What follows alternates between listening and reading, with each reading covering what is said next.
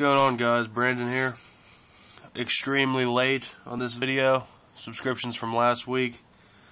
I had a tattoo appointment on Friday to finish up the Dr. Doom tattoo that I was getting. And I also got really sick that weekend, last weekend, so I'm still getting over it now. So if I cough or whatever, I do apologize for that. But I'm just going to go through these fairly quick, just to get them out of the way.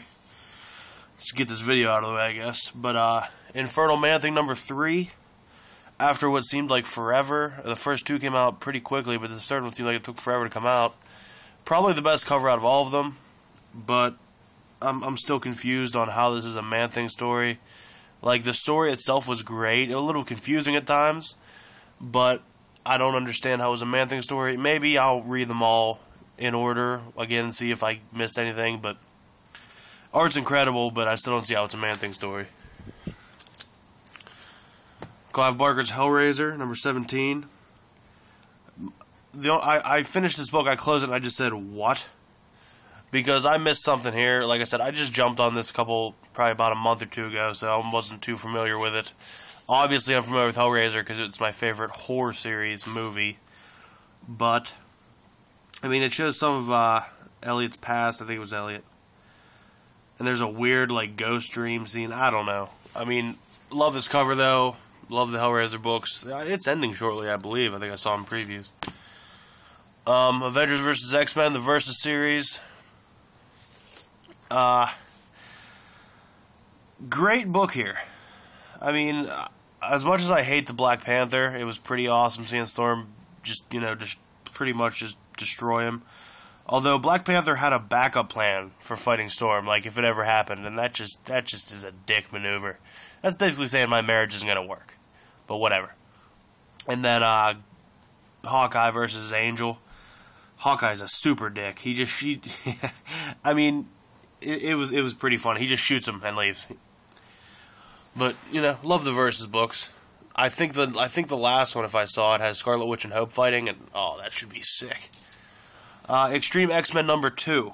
And anybody who watches my subscriptions videos should probably say, oh wait, he never did Extreme X-Men number 1. That is true. That is because I picked up Extreme X-Men number 1 probably like a week after it came out from a shop, and it was real cheap, so I just tried it, and I enjoyed it. I'm a fan of the dimension hopping and the alternate universes. Although this should not be called Extreme X-Men, it should be called Dazzler, because it's basically all the book is about. She's the only actual character in it that is herself. She got sucked into the time, rift, whatever, when it happened, and it's just too much about Dazzler for me. I mean, I love the alternative X-Gods. They were pretty great, but just too much Dazzler for my blood. Green Lantern Annual number 1. A lot of people talking about this. Big stuff happened here.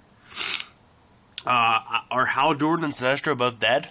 I'm confused. I guess I'll find out the next issue. That's one of the things, I guess. But the rings are back together in one. Sinestro's and the other ring are now one ring again.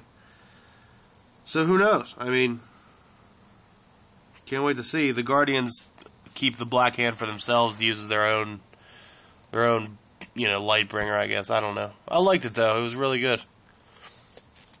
Gambit number 2. Now, I heard a lot of negative things about this book from people before I read it, and I liked this book. It was a fun read. I'm liking this Gambit series so far. As long as they don't go somewhere drastically crazy with it, I'll probably still like it. I mean, it was kind of a generic but enjoyable story, and it's kind of the same. That should be the basis of this book, is generic but enjoyable. Because there's a dynamic between Remy and the mysterious woman that is kind of generic, like, almost Fatal Attraction, whatever, but it's good. I really enjoyed this. I did. Stoked on the Gambit series. Flash Annual number 1. Now, this was a great read. It, tells kind of a backstory of the Rogues after a short narration by the Flash and Captain Cold about the state of things. Like, they're kind of just talking about what's going on. But, there's some sweet fight scenes in here where Flash fights the Weather Wizard and Heatwave in the Mirror Master's mirror world, while Captain Cold fights the new leader of the Rogues, Glider, which I've mentioned before. The way she's drawn is phenomenal, because you can move her lines as you want to adapt to the story, but it's all a plan by Captain Cold to regain control of the Rogues, and then at the end, King Grodd appears, Gorilla Grodd. Stoked for the Gorilla Grodd storyline. Can't wait for that. This is a fun read, but, still just waiting for the Gorilla Grodd storyline. Uncanny X-Force 30. Wonderful cover here. This would have made Pick of the Week if it wasn't just for the pure magnitude of the Pick of the Week. But let's stick to this one right now. Evan is kidnapped by the Brotherhood of Evil Mutants, as happened a couple issues ago. The Shadow King, Daken, and Sabretooth are trying to get him to unleash his full power. Like, Sabretooth walks into like a restaurant and just starts killing people, and they say, Evan, all these people are going to die if you don't release your power. And, he doesn't. There is a little gleam that it looks like he might, but I mean, the way the story's going, he's definitely going to unleash his power. I don't know if it's going to be for good or bad, but I have a feeling it may be everybody versus him eventually, because I don't know. I mean, it would be cool to see Apocalypse as a hero, like, Evan the Kid Apocalypse as a hero, but who knows? And I'm still waiting for Phantom X to come back. I mean, it's probably not going to happen, but I hope every issue to see him.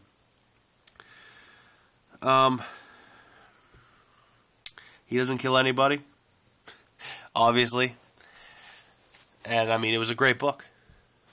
Nothing bad to say about this. But like I said, the Pick of the Week could not be this just because of the pure epicness, the pure magnitude of this event. The Kiss. Superman and Wonder Woman. Now, this is the first book I picked up to read when I got my subs because I was so excited about it. I love this cover too, although I feel like this being on the cover took away from the actual comic reader's, experience. Like, I feel like if it would just been a normal cover and then the kiss inside surprised us, it would have been great. But I feel like the media hype for them kissing, and that's why it had to be on the cover, I feel like it destroyed what could have been a huge reveal of the kiss.